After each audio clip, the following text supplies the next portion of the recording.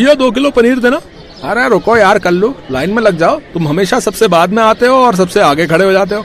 गजोदर भैया, हम 2 घंटे से लाइन में लगे, पहले हमको देना। अच्छा, जब तक मेरा नंबर आएगा तब तक तो सारा पनीर खत्म हो जाएगा। तो पहले आना चाहिए था ना। अरे आप लोग लड़ो मत, आप सबको पनीर मिलेगा भाई, शांति से खड़े रहिए। गजोधर सबको पनीर देने लगा। धीरे धीरे शाम हो गई। गजोधर के घर के बाहर हर वक्त भीड़ लगी रहती थी, क्योंकि उसने 5 गाय पाल रखी थी और वो गाय के शुद्ध दूध का शुद्ध पनीर बेचता था। वो और उसकी पत्नी शकुंतला गाय की खूब सेवा किया करते थे। दोनों सारा पनीर बेचने के बाद अपनी गायों के पास बैठे थे। हमारी गाय इस गांव में सबसे सुंदर दिखती है। शकुंतला, तुम दिन रात इनकी इतनी सेवा करती रहती हो तो सुंदर तो दिखोगी ही। दोनों आपस में बात कर ही रहे थे कि तभी उनके पास एक ग्राहक आया। भाई साहब, मैं शहर से आया हूँ, मैंने सुना है आप गाय का शुद्ध पनीर बेचते हैं। हाँ हाँ, सही सुना है। ये देखो, गाय आपके सामने ही तो खड़ी है। हाँ हाँ, बड़ी तगड़ी गाय है आपकी। अच्छा भाई साहब, मुझे जरा 5 किलो पनीर दे दो। माफ करना भाई साहब, आपने आने में देर कर दी, अब शाम हो गई है, इस वक्त तक मेरा सारा पनीर बिक जाता है। भाई साहब, मैं बहुत दूर से आया हूँ। माफ कीजिएगा, मैं गाय से जबरदस्ती दूध निकाल कर तो पनीर नहीं बना सकता ना। ठीक है, मैं यहीं कहीं पास के होटल में रुका हूँ, कल तो मिल जाएगा ना? हाँ हाँ, कल तो मिल जाएगा। ग्राहक वहाँ से चला गया। इधर दोनों पति पत्नी घर के अंदर आ गए। अंदर आकर उन्होंने देखा कि उनका जवान बेटा अजय बहुत खुश था। अरे अजय बेटा, कुछ ज्यादा ही खुश नजर आ रहे हो। माँ पापा, मैं बहुत अच्छे नंबर से पास हुआ हूँ, इतने नंबरों की तो मुझे उम्मीद ही नहीं थी। चलो, ये तो खुशी की बात है, कल ही पंडित जी को बुलाकर एक अच्छी लड़की देखकर इसकी शादी कर देते हैं, जिससे हम आजाद हो जाएंगे। अपनी शादी की बात सुनकर अजय के मन में लड्डू फूटने लगे। अगले ही दिन गजोधर ने गांव के ही पंडित जी को बुला लिया। दोनों बात कर ही रहे थे कि तभी वहाँ वही ग्राहक आ गया जो शहर से आया था। अजय, जरा इन भाई साहब को 5 किलो पनीर दे दो, मैं जरा बात कर रहा हूँ। अजय ने उसे पनीर दिया। इधर गजोधर ने पंडित जी से बात की। पंडित जी ने कुछ दिन बाद ही उन्हें लड़की वालों से मिला दिया। अजय को लड़की पसंद आ गई। एक ही महीने में अजय की शादी सुनीता से हो गई। सुहागरात वाली रात। अजय, इस घर में तो चारों तरफ दूध और पनीर की महक आया करती है। पनीर भी तो पनीर का टुकड़ा लग रही हो। अगली सुबह सुनीता सोकर उठी तो देखा बाहर ग्राहकों की लाइन लगी थी। सुनिए, आपके माँ बाप ही पूरा कारोबार देखते हैं क्या? आप कुछ नहीं करते? नहीं, मैं भी उनकी मदद कर देता हूँ कभी कभी। अब तो सारा कारोबार तुम्हें अपने हाथ में ले लेना चाहिए। और सुनो, मेरे पास एक प्लान है। इस पनीर के कारोबार से हम करोड़पति बन सकते हैं। पनीर से करोड़पति? लेकिन कैसे? आजकल केमिकल का जमाना है। मिल्क पाउडर में पानी और केमिकल मिलाकर हम ढेर सारा पनीर बना लेंगे। गाय की भी जरूरत नहीं पड़ेगी। गाय पालने में भी तो खर्चा होता ही है, वो पूरा बचेगा। लागत कम, कमाई ज्यादा। हाँ, बात तो तुमने सही कही। मैं आज ही पिताजी से बात करता हूँ। शाम को जब उसके पिता फ्री हो गए तब अजय अकेले में जाकर तबेले पे उनसे बात करने लगा। पिताजी, अब आप आराम करो और ये पूरा कारोबार मेरे हवाले कर दो, फिर देखना इस कारोबार को मैं कहां से कहां पहुंचा देता हूं। आप इतने सालों से यही काम कर रहे हैं पर करोड़पति नहीं बन पाए, मैं कुछ ही महीनों में करोड़पति बन जाऊंगा।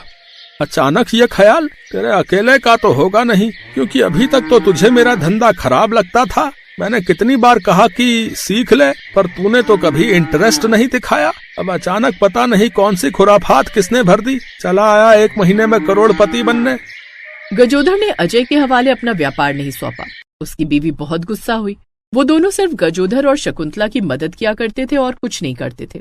ऐसे ही दिन बीतते गए और एक दिन, अजय, मैं और तुम्हारी माँ जरा 2 हफ्ते के लिए बाहर जा रहे हैं। साले साहब की जरा तबीयत खराब है, उन्हें देखने जाना है। अपनी गायों का ख्याल रखना। बहू, जो भी पनीर लेने आए उसे बड़े ही प्यार से पनीर देना। उसकी फिक्र आप मत कीजिए सासू माँ, हम दोनों सब संभालेंगे। आप अपने भाई को देख कर आइए। तो इस तरह गजोधर अपनी पत्नी के साथ बाहर चला गया। अब सुनीता और अजय मिलकर योजना बनाने लगे। अब हम आजाद हैं। ऐसा करो, जल्दी से ये 5 गाय बेच दो, उसके बाद बाजार से केमिकल्स ले आओ। जब तक सासू माँ और ससुर जी वापस आएंगे तब तक हम करोड़पति बन चुके होंगे। क्या बात है सुनीता, मैं अभी गाय बेचने का इंतजाम करता हूँ। अजय ने 5 गाय शाम तक बेच डाली और जो पैसे मिले उससे केमिकल और मिल्क पाउडर ले आया। रात भर दोनों ने मिलकर पनीर बनाया और अच्छे से उसकी पैकिंग की। देखा, गाय पालने और उन्हें चारा खिलाने में इतना खर्चा हो जाता है, इसीलिए हम करोड़पति नहीं बन पा रहे थे। सुनो, अब एक और प्लान है मेरे पास, जिससे हम जल्द से जल्द करोड़पति बन जाएंगे। अरे तो जल्दी बोलो ना, कल से ही नया पनीर बेचना चालू करना है। अरे मेरा प्लान सुनो पहले, बहुत बोलते हो तुम। हम पनीर की कीमत बाकी व्यापारियों से आधी कर देते हैं। जिससे सारे लोग सिर्फ हमसे ही पनीर खरीदेंगे। वैसे भी हमारा तो कोई घाटा है नहीं, पनीर बनाने में हमारा ज्यादा खर्चा तो होता नहीं। अब अजय ने पनीर का रेट आधा कर दिया, जिससे अब उनके घर के बाहर भीड़ दुगनी लगने लगी। लोग पनीर लेने के लिए अब पहले से भी ज्यादा पागल हो रहे थे। तो इस तरह अब दोनों खूब कमाने लगे। पूरा गांव अब हर रोज पनीर की सब्जी खाने लगा, क्योंकि पनीर सब्जियों से भी सस्ता पड़ रहा था। रात में सुनीता, तुम्हारा आइडिया तो काम कर गया। अगर ऐसा ही चलता रहा तो कुछ ही दिनों में हम करोड़पति बन जाएंगे। हाँ, बनने ही वाले हैं राजा जी। लेकिन कुछ ही दिनों में गांव वालों के पेट में भयंकर दर्द उठा। डॉक्टर को बुलाया गया। अगले दिन जब रिपोर्ट आई तो डॉक्टर हैरान रह गया। आप लोग दिन रात पनीर ही खाया करते हो क्या? आप सबके पेट के अंदर केमिकल वाला पनीर है। जहाँ से भी आप लोग पनीर खरीदते हो बंद कर दो, वरना जान गंवा दोगे। ये सुनकर गांव वालों का गुस्सा 7वें आसमान पर चढ़ गया। डॉक्टर वहाँ से चला गया। अब चलो गांव वालों, इस अजय के बच्चे ने हमें केमिकल वाला पनीर खिलाया है, हमारी जान के साथ खिलवाड़ किया है, हम नहीं छोड़ेंगे उसे। सही कहा काका, चलो सब लोग। सभी लोग अजय को मारने के लिए निकल पड़े। रास्ते में ही उन्हें अजय मिल गया। वो रहा अजय, इसने हमें केमिकल वाला पनीर खिलाया, मारो इसे, मारो इसे। अरे बाप रे, इन्हें तो पता चल गया। भाग ले बेटा। अजय भागने लगा। गांव वाले उसे दौड़ाते रहे। भागते भागते अजय अचानक अपने माँ बाप से टकरा गया। पिताजी बचा लो, पिताजी बचा लो।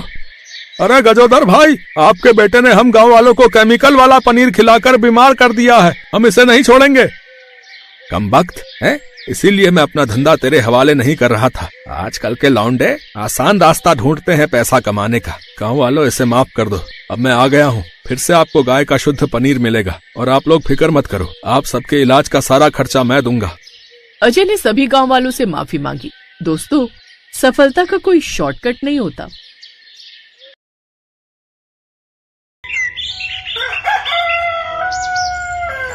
मिर्जापुर गांव में सुधीर अपने बेटे मयंक और पत्नी रुमला के साथ रहता था।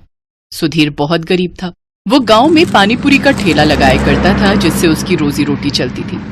मयंक 19 साल का था, लेकिन तब भी उसका बचपना नहीं जाता था। वो अपने दोस्तों के साथ सारा दिन गांव में घूमता फिरता रहता और उसका बूढ़ा पिता पानीपुरी का ठेला लगाकर घर चलाता। गर्मियों का महीना था। गांव के पेड़ पर अमियां लगी थीं और मयंक गांव के लड़कों के साथ उन्हें तोड़ने के लिए पेड़ पर चढ़ा। उसने थोड़े से आम तोड़े ही थे कि तभी उसका बैलेंस बिगड़ा और वो नीचे गिर गया। नीचे एक पत्थर था, जिस पर गिरते ही उसकी एक आंख में गहरी चोट लग गई। अरे ये क्या, इसकी आंख से तो खून बह रहा है। जल्दी चलो यहाँ से, नहीं तो इसका इल्जाम हमारे ऊपर ही आएगा। उसके साथ के लड़के वहां से भाग गए। फिर किसी ने ठेले पर काम कर रहे सुधीर को खबर दी। सुधीर अपना ठेला वहीं छोड़कर भागे भागे मयंक के पास पहुंचा, जहां वो दर्द के मारे कराह रहा था। वहीं घर पर जब उसकी माँ को गांव वालों ने खबर दी तो वो भी उस ओर दौड़ पड़ी। मयंक बेटा, क्या हुआ तुझे? आँख खोल बेटा। सुधीर और रुमला उसे जल्दी से अस्पताल लेकर भागे, जहां डॉक्टरों ने उनसे कहा, देखिए, इनको लाने में देर हो गई है। इनकी आंख में घाव अंदर तक हो चुका है, जिससे इनकी पुतली पर भी असर पड़ा है। अब उस आंख की रोशनी कभी वापस नहीं आएगी, और इसका इलाज करवाना ही है तो उसमें लाखों का खर्चा आएगा। सुधीर के पास ना तो इतना पैसा था और ना ही कोई जमीन जायदाद जिसे बेचकर वो अपने बेटे का इलाज करवा पाता। हे भगवान, ये मेरे बच्चे को तूने किस बात की सजा दी है? कोई चमत्कार दिखा और मेरे बच्चे को ठीक कर दे भगवान। रुमला, जब तुम ही टूट जाओगी तो मयंक को कौन संभालेगा? ऐसे ही कुछ दिन बीत गए। मयंक अब कहीं जाता तो सब उसको अंधा कहकर उसका मजाक उड़ाते। ये सुनकर मयंक का दिल टूट जाता है। सुधीर और रुमला ने उसे समझाने की बहुत कोशिश की। अब वो घर पर ही रहता। इधर समय के साथ सुधीर और बूढ़ा होता गया। उसकी तबीयत अब ठीक नहीं रहती। अब वो ज्यादा देर तक ठेले पर नहीं बैठ पाता था। ऐसे ही एक रोज वो तपती गर्मी से राहत पाने के लिए पेड़ की छांव में बैठ गया। थकान के मारे उसकी आंख कब लग गई उसे पता ही नहीं चला, लेकिन जब उसकी आंख खुली तो उसका ठेला चोरी हो चुका था। सुधीर की कमाई का एक जरिया था, अब वो भी नहीं रहा, और इसी चिंता में अब वो बीमार रहने लगा और फिर उसने बिस्तर पकड़ लिया। इधर मयंक भी अपने बाबा की हालत देख चिंता में रहने लगा। एक रोज, माँ बाबा अब कितने परेशान रहने लगे हैं मुझसे उनकी ये हालत अब देखी नहीं जाती। माँ, तू ठीक कहता है बेटा, उनकी ऐसी हालत तो मुझसे भी नहीं देखी जाती। राशन पानी सब खत्म हो रहा है। घर में ना जाने आगे का गुजारा कैसे चलेगा। माँ, मैं बाबा की मदद करना चाहता हूँ। अब मैं इस घर की जिम्मेदारी संभालना चाहता हूँ। लेकिन बेटा, तुम ऐसी हालत में ये सब कैसे कर पाओगे? माँ, अब तुम भी मेरी इस कमी को मेरी कमजोरी मान रही हो। मैंने ऐसे कई लोगों को देखा है जो अपाहिज होते हैं, लेकिन फिर भी अपनी मेहनत से रोजी रोटी कमाते हैं। और मैंने बाबा को पानी पूरी बनाते हुए देखा है, तो मैं अच्छे से जानता हूँ कि वो कैसे बनती है। और थोड़ी बहुत मदद की जरूरत होगी तो आप कर देना। लेकिन इन सब सामान के लिए पैसे कहाँ से आएंगे? बेटा यहाँ आओ। मैंने कई साल पहले अपने खाते में 10,000 की एफडी करवाई थी, ताकि जरूरत के समय काम आ जाए। तुम अपनी माँ के साथ जाकर वो एफडी तुड़वा लो। अगर वो अब काम नहीं आएगी तो कब काम आएगी? अगले ही दिन मयंक अपनी माँ के साथ बैंक गया और वो पैसे ले आया, जिससे उसने नया ठेला और जरूरत का सामान खरीदा। फिर रुमला ने अपने बेटे का मनोबल बढ़ाने के लिए चूल्हे पर गोलगप्पे बनाने में उसकी मदद की। बाबा, आप मुझे बताइए कि पानी पूरी का पानी कैसे बनाया जाए। मैं चाहता हूँ कि ग्राहकों को वही लाजवाब स्वाद फिर से मिले। उसके बाद सुधीर ने उसे सारी रेसिपी बताई, लेकिन पानी बनाने के बाद भी मयंक को उसमें थोड़ी कमी खली और फिर उसकी नजर आंगन में लगे धनिये पुदीने पर गई। वो झट उसे तोड़ लाया। फिर धनिया, पुदीना, जीरा, नमक, हरी मिर्च, छोटा छोटा कच्चा प्याज, साथ ही और भी कई तरह के खड़े मसाले कूटकर उस पानी में मिला दिए, जिससे उसका स्वाद कई गुना बढ़ गया और उसने बड़ा ही स्वादिष्ट खट्टा मीठा पानी बनाकर तैयार कर लिया। वाह, लाजवाब। मयंक ठेले पर रखकर सारा सामान बेचने निकल गया। अरे वो देखो, सुधीर का अंधा बेटा निकला है पानी पूरी बेचने। अरे ये कितने भी कोशिश कर ले, लेकिन जो स्वाद सुधीर की पानी पूरी में था ना, वो इसकी में कहाँ होगा। चलो फिर भी खाकर देखते हैं, बड़े दिनों बाद तो गांव में पानी पूरी देखने को मिल रही है। वो दोनों ग्राहक मयंक के ठेले पर पानी पूरी खाने लगे, लेकिन उनमें से एक ग्राहक बोला, अरे वाह, ये मसाला पानी पूरी खाकर तो मजा आ गया भाई। सचमुच ये तो सुधीर की पानी पूरी से भी बहुत स्वादिष्ट है। सचमुच भैया, कमाल का स्वाद है इस पानी पूरी में। इससे पहले मैंने इतनी स्वादिष्ट मसाला पानी पूरी नहीं खाई। उस दिन मयंक की खूब कमाई हुई। उसके पास ग्राहकों की भीड़ लग गई। उसकी सारी पानी पूरी खत्म हो गई। शाम को मयंक खुशी खुशी घर लौटा। अब वो हर रोज मसालेदार पानी पूरी बनाकर लोगों को खिलाता। अब तो उसके पास इतनी भीड़ रहती कि उसे काम पर अपने साथ एक और लड़के को रखना पड़ा। धीरे धीरे सभी लोग मयंक को मसाला पानी पूरी वाले के नाम से जानने लगे। अब उनकी आर्थिक स्थिति सुधरने लगी थी। एक रोज मयंक अपने पिता से, चलो बाबा, अब दिल्ली चलते हैं, अब वहीं जाकर आपका इलाज करवाएंगे। नहीं बेटा, मैं तो बूढ़ा हो गया हूँ, तू अपने बारे में सोच और अपनी आंख का इलाज करवा। घबराइए मत बाबा, मेरे पास अब इतने पैसे आ गए हैं कि मैं दोनों का इलाज अच्छे से करवा सकता हूँ। दोनों ने दिल्ली जाकर अपना इलाज करवाया। दोनों पिता बेटे एकदम ठीक हो गए। फिर दोनों वापस आकर मसाला पानी पूरी का काम मिलकर करने लगे, जिससे उनकी आमदनी और भी बढ़ गई। अब उनके ऊपर से दुखों के बादल छंट गए और वो सब खुशी खुशी एक साथ रहने लगे।